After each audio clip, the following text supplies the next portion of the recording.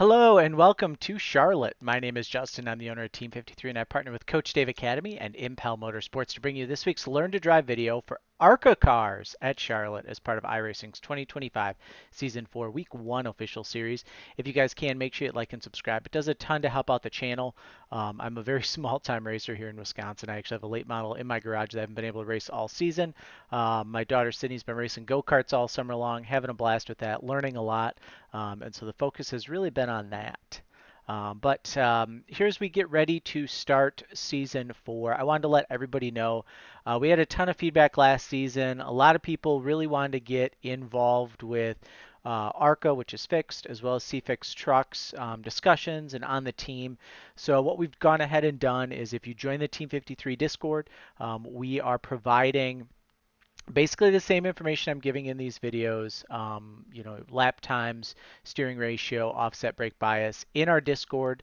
But then there's also a chat that we are specifying specifically just for ARCA as well as CFix so that you guys can all talk and work on things together and really help each other out a little bit more versus having it always in the general chat or people feeling like they really couldn't. So make sure you guys join the Team 53 Discord. It's linked in the description below to get into our ARCA and our CFix chats. No charge on those, so it's pretty cool. But let's head into the garage here. Looks completely different with the new iRacing UI. I'm loaded up iRacing official set for Charlotte 2025 Oval. Once the season changes over, you guys won't have to do that, but in prep for that, you will. I went into my chassis 10 to 1, plus 4, 65, brake bias, left the brake bias, left the steering ratio. I just like the plus 4 offset. It's not quite as far to the right down the straightaways, which helps out my driving style a little bit. So we'll hit apply and close. Now I do get asked, and this is kind of the one week that we have to do this, where do I find the iRacing schedule? How do I know what track I'm going to be at? Well, you go into the iRacing forums under staff announcements, and Tyler Hudson puts out every year the season 4 preliminary schedule. And then we get that done, and then we go through and we'll download that. It'll show us here, and it'll show you every class, every car, what you're looking for. I go to D class series. I find my ARCA Menards. I click on that, and it gives me what time, what date and time I need to plug into iRacing to know that that's what my weather is going to be. And then also it gives you kind of an ambient temperature that you should shoot for. So what I'll typically do is I'll put that in, and then if it doesn't quite give me the right thing under the forecast, I'll just hit regenerate until I get a number that's pretty close to what iRacing says it's going to be. So it's just kind of one of those deals where you can do that, gets you where you want to be, and you can kind of go from there. But let's head out here on track, and we'll kind of talk about Q laps. So head out for qualifying. We're going to go out here, get up through the gears into fourth gear. I'm going to fast forward because lap 2, I believe, is our fast lap. And it's a great time for us to talk about my friends at Impel Motorsports, impelmotorsports.com. If you're looking for Moza or next level sim rigs, head over to them. If you want free shipping on your next level, join the Team 53 Discord. There's a pinned announcement in our announcements tab that has that in there. I might have been wrong. Was that a lap 1? No, it was a lap 2. So here we go. Coming off the corner, we're going to get here set right down the middle. You see how here I keep the right sides right on this dash line here through the dogleg, nice and shallow. We have it set up here in the cockpit. So I'm just nice and shallow here through there. My goal is going to be left side as close to that white and blue line as possible, swing it back out wide, and then arc it down into turn 1. That's going to be kind of what our plan is. So you can see here really close. Left side's below that seam there. Bring it back up nice and tight. Right here at this Coca-Cola, that's where you're going to want to kind of hit your widest point. Right, you want to be at your widest point for that. That way the weight is centered on the car and it's ready to transfer going into 1. So now we'll go into turn 1. You're going to see a slight lift here in 1, all the way out for a little bit, bringing that car down to the bottom, and then I get back on pretty quickly. Basically, when you go through 1, you see that Charlotte 1. That's where I'm getting back on. Is as soon as that kind of comes into my peripheral, that's where I'm going to get back on. So you can see there, boom, it's right there. Charlotte 1 is coming there. full throttle coming off the corner. Bring it out to the wall, and then I'm using this seam right down this middle of this track here. I'm just kind of putting my driver right over that as my straddle point for it. So you can see there, far chase cam, we're nice and tight, center of the car right on that. We get ready for turn 3. We get to the end of those dash lines, we start to turn in. And then right here as we're coming up on this white line, I'm going to lift all the way out just like before.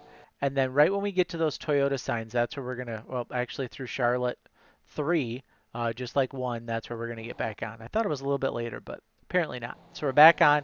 It drives that car down to the bottom. We're full throttle off the corner. And we just let this car eat, use up as much track as possible, bring it back down nice and shallow, and across the start finish line for a 747. I have no doubt that with a little bit more practice, I can probably shave a little bit more time off of here. So I would not be surprised if you see some faster laps. The other thing too is as the week goes on, people find different things out. They'll figure out kind of how to pitch the car in and make it do different stuff.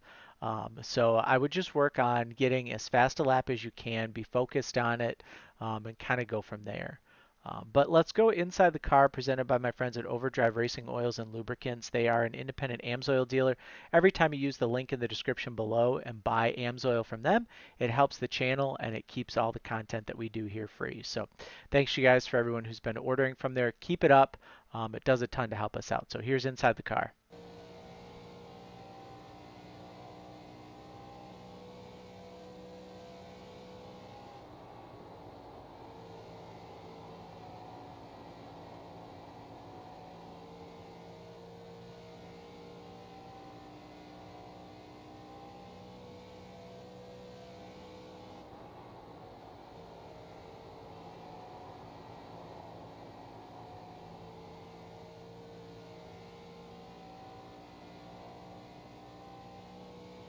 And there's your lap inside the car.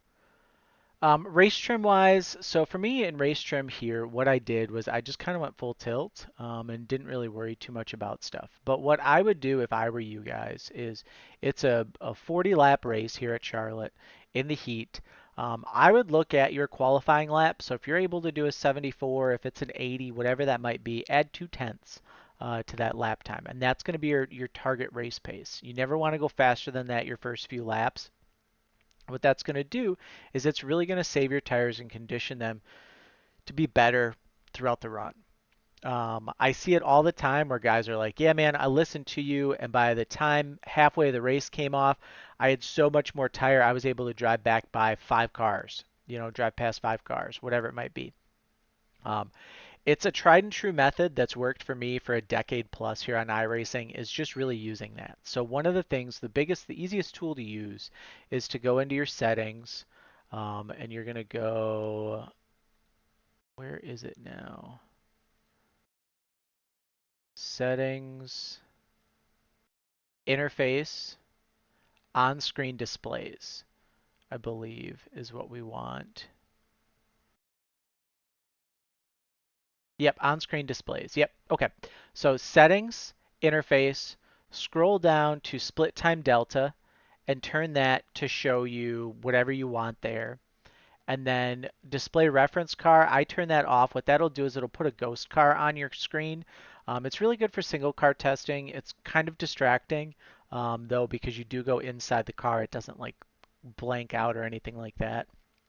But then turn on your display delta bar. And then when you get in the car, you're going to see the little bar at the top of the screen that tells you like plus, minus, whatever it might be on your lap time. And that's what you're going to use to set kind of to that 747 lap time. You'll turn a couple laps and get used to running an O or an 8. And then I would turn it to session last lap and just really focus on turning those 8s, the 9s, in my case a 95, 30 O. Just kind of concentrate on turning those lap times and getting those down. Your lap lines are going to be very similar. At least they were for me under a race trim versus a Q trim. Nothing really changed there. But let's hop in the car, and I apologize if my camera moves. It's not mounted on my monitor the best, but we'll make it work. So when you go out, what'll happen, you see here in the lower left-hand corner of my screen, I have my all-time best lap. So I know that I need to be right around that 29.747 for my best lap. My goal for this lap is just going to be to go out and run like a 30 flat. So what I need is I need it to show 2.5 tenths slower than where I'm at currently. So all I'm going to do is I'm just going to go out here, kind of get up to speed. You see the delta bar up here at the top of the screen has already kicked on, and it's telling me, hey, you're really slow. So we're just going to run, and we're going to use that delta bar to kind of guide us on our lap here. So now you can see we're pretty even. What am I going to do this? I'm going to lift a little bit more than what I would do previously, and then I'm just going to get back on about the same point, maybe a little bit later, and try and shoot for it. So if I was looking to be 2 tenths slower, I definitely found 2 tenths. That was really easy. Back off, let her roll, back on. Killing that right front there. But our lap time is where it needs to be. There's a 95. Now that I have that, I can flip that over to session last lap. And I know I need to be a little bit faster in one than what I was the last time through, so this is probably about right. But now I'm going to need this to go back to the red here on this end of the track. So I'll lift, let her roll, and then I'll get back in. And now we're about perfect for a lap time. And we're just able to save so much more tire doing that it's really going to make it difficult for people later in the run to be able to do much with us. So now here, I'm right back on it. We're pretty much going to be right back in that 9:30 mentality here.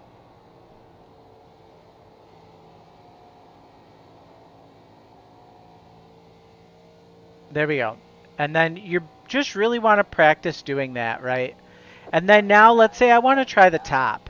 So I'm going to go to the top now here in 1 and 2, and I know that this is going to be about 2 tenths a lap slower, if not more, on the top than what it is on the bottom.